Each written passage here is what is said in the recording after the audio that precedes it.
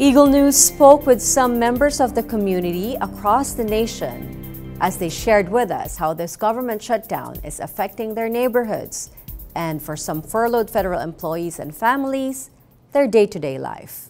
Take a look. With some 800,000 federal employees going without pay for more than a month now, some have it a little better than others. Their spouse or other family members still have their sources of income. This, though, doesn't mean they aren't being frugal on their spending. We are a dual-income family, and my wife is currently working. But because I have not received a paycheck for the last couple times, we needed to tap into our reserve funds. We have to be a little bit more conservative when we purchase things. It's stuff that we truly need and not stuff that we want. So hoping that the situation that we're in will be resolved soon, and then I'll go on and go back to work, finally get paid, and then continue to provide for my family. I've been working for the government for about 17 years now. I have gone through numerous government shutdowns before. However, as this shutdown has been the longest in history, the impact is very much felt by myself, my family, and I'm sure by many government employees.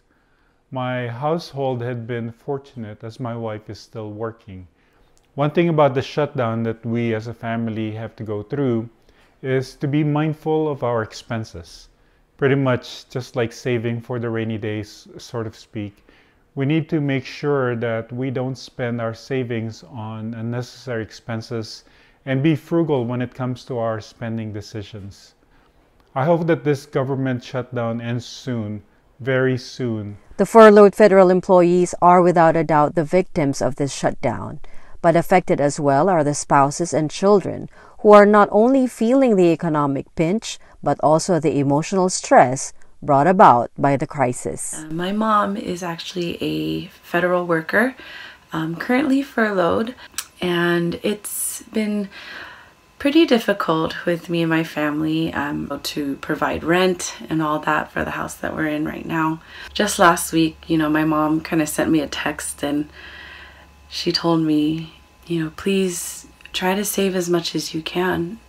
We don't know how long this shutdown will be, and it's just us two at home, and we have to make sure we can make ends meet, we can pay rent and all that.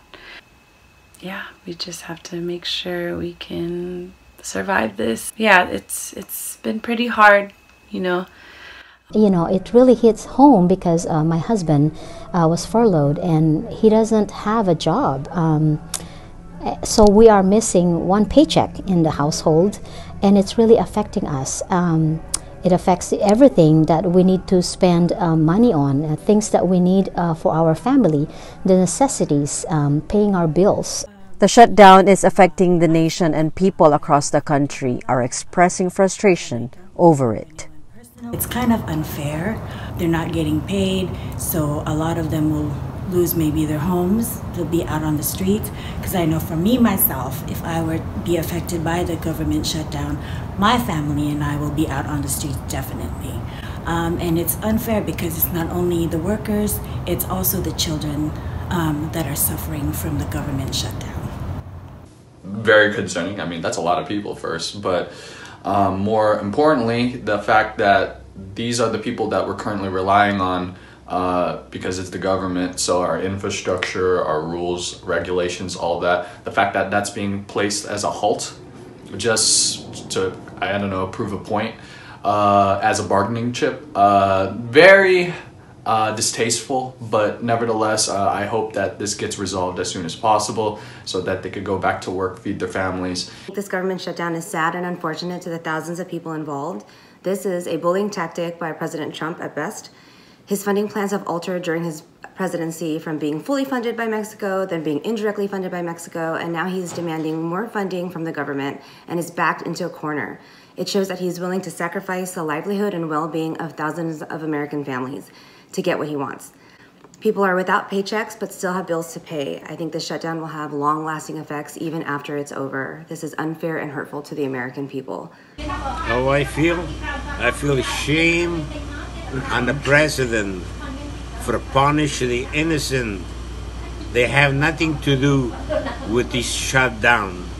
He's the one that decided the shutdown. He's the one he should reopen and let the people go back to work so they can do their job and get paid and support the family. But I sympathize with everybody, because it's not fair to them. They've sacrificed a lot for the government, and the government just turning their back on them and not caring anything about them. It's not fair. It's not America.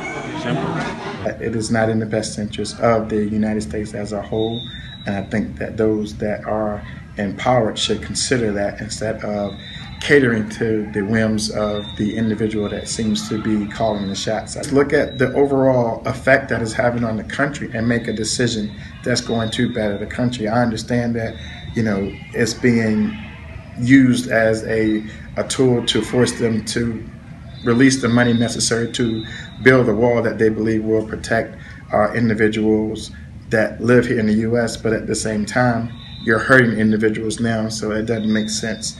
I know they said there's a lot of criminal element coming in, but there's way more criminal element being born here in the States that I think that will ever sneak into the United States. So in that regard, I don't feel that it's justified to make so many suffer just because of something that, honestly, I don't think is going to have a very large effect on us at all anyway.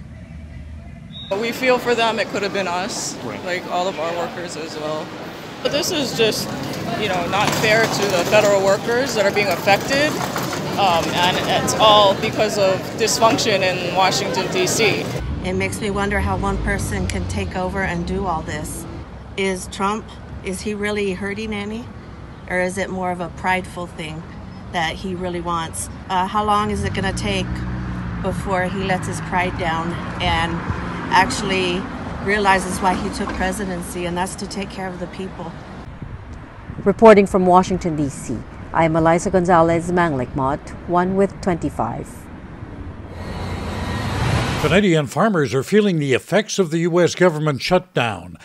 This time of year, while farm fields like this in Western Canada are covered in snow, farmers are inside studying market trends and agricultural forecasts from other parts of the world, especially the United States. But that information is hard to come by these days. The main source of that data is the United States Department of Agriculture. Because of the shutdown, the department has delayed releasing reports that farmers rely on for crop planning. This is the time of year when farmers start making decisions on what they're going to plant and what seeds and other crop inputs they need to buy.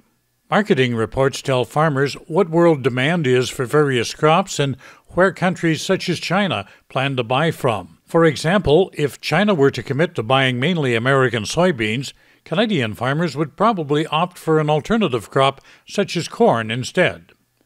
If the shutdown drags on for much longer, Canadian farmers will have a tough time making informed decisions. Thomas I. Likeness, Eagle News, I'm 1 with 25. The Church of Christ donates to the Safe Harbor Homeless Shelter in Red Deer, Canada. Eagle News, Washington, D.C. will return shortly.